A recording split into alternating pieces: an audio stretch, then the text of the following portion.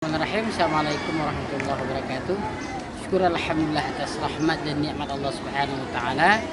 Hari ini Pesantren Modern Al-Manar membuat pelantikan para anak-anak kita yang naik satu tingkat, jumlah S1 dan S2 yang telah diuji oleh para pembina. Insya Allah ilmu mereka bermanfaat bagi nusa dan bangsa, bisa berkontribusi juga untuk umat. Dengan seni hidup ini menjadi indah. Bismillahirrahmanirrahim. Allahu Akbar. Salam kita sampaikan kepada baginda besar Muhammad. Liman kana yarjullaha wal yawm. Raditu billahi rabbah wa bil islami dina wa bi Muhammad.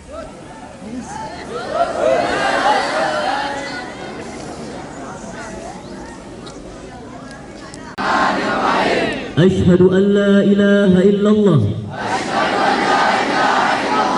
وأحمد نبيا ورسولا. Ikrar anggota tapak suci. 5. Patuh dan taat kepada peraturan-peraturan Selaku pembimbing dan seluruh anggota tapak suci ayat suci Al-Quran yang akan dibacakan oleh Muammar Ashraf.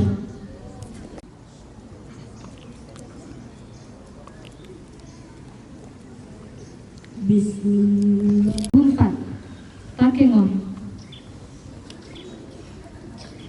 Rizkan Deha, Aceh Tengah, 5 Maret 2004.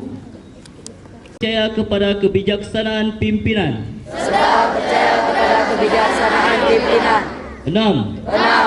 Dengan iman dan akhlak Aliyil Azim.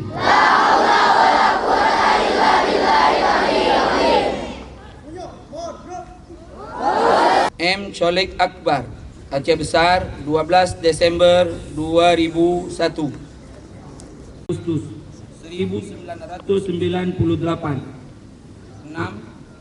Ayu Ningtyas, Riau, 19 Agustus.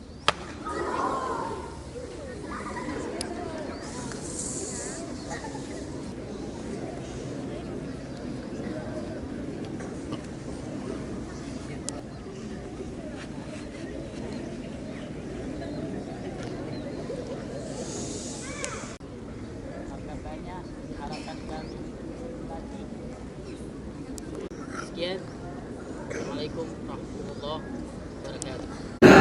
La haula wala quwata illa billahil aliyil azim. Sunyo mor rak.